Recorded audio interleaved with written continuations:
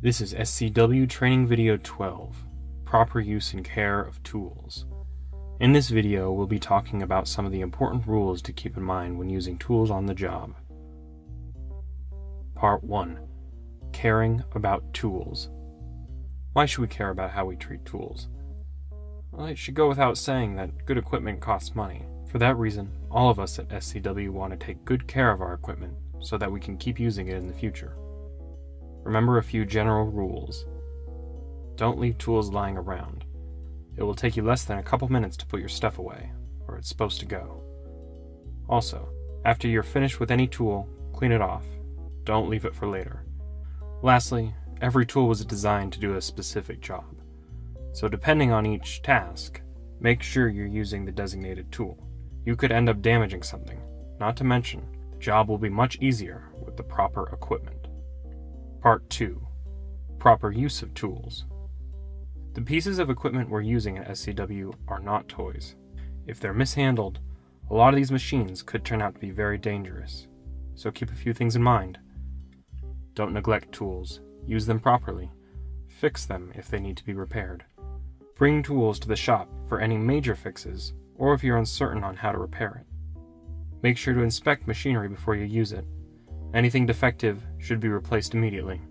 Likewise, frayed power cords pose a serious risk and should be swapped out. And speaking of replacing things, if your gloves are worn out or torn open, you should replace them as well. For your own sake, remember to check your hard hat every now and then for cracks in the web harness. It's protecting your head, so remember to use your head. Part 3. The tools. Kirby has introduced himself before in our videos. Again, he's here to provide some insight into some of the specific tools you'll be using on site.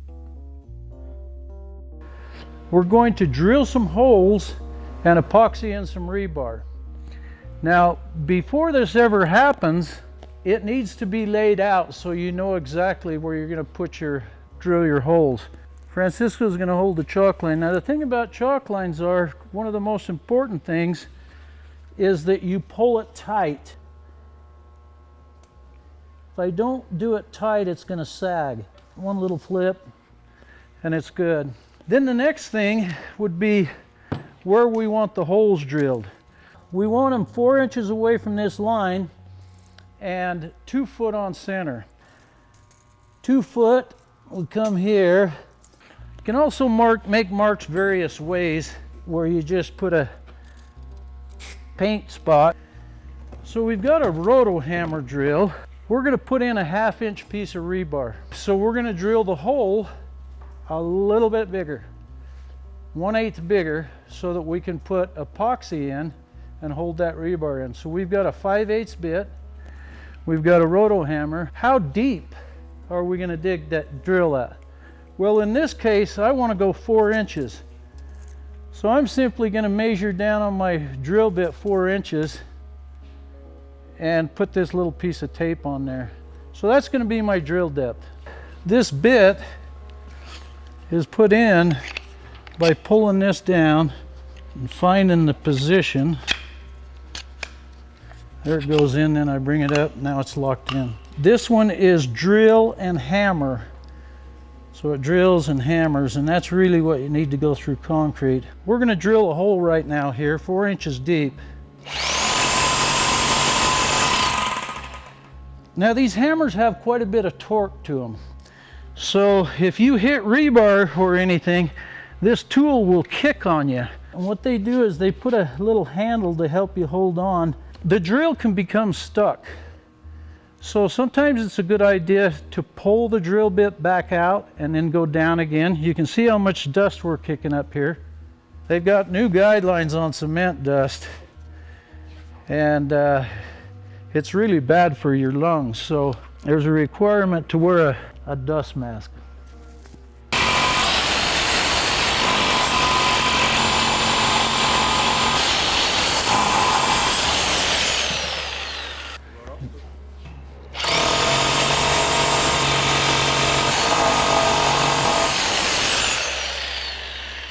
So you can see they drill pretty easy. This dust should not get in your lungs. Push it off to the side here. This dust gets wedged on the sides of the hole, and It needs to be cleaned off before you epoxy. Blow, brush, and blow. Blow the hole clean, then you brush it, then you blow it again, and we'll show you how that's done, but we're going to put on our masks.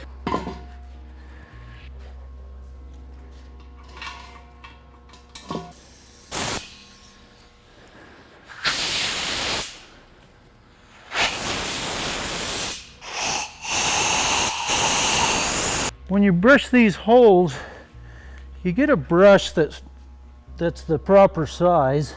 You go up and down and then you rotate it. So we've done blow, now we've done brush, and now we'll do blow again. Now we're going to epoxy. That's pulled all the way out. That flips out like this, and then there's a little clip there that'll drop out. This is the holder for the cartridge. This is the mixing tip. Very, very important to use the manufacturer's tip. Once these two components get mixed, then it sets up pretty fast. We're going to put one in, but as you can see, here I am. It's starting to come.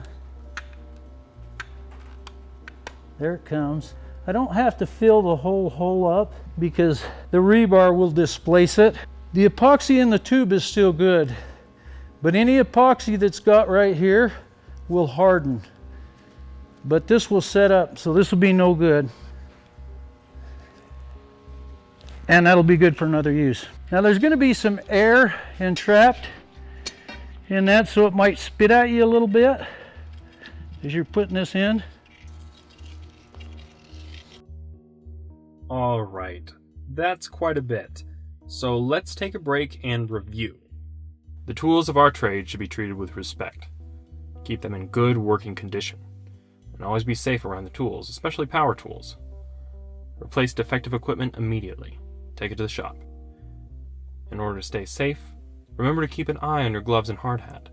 Swap them out if necessary. Please, before anything bad happens. Always pull a chalk line tight and flick the chalk onto the surface. When drilling into concrete with a rotohammer, always wear a dust mask. To clear dust, blow, then brush, then blow. With epoxy, make sure you use the manufacturer's mixing tip. And after use, any epoxy in the tip will harden, so it won't be any good. Thank you for watching, and we'll see you in part 2.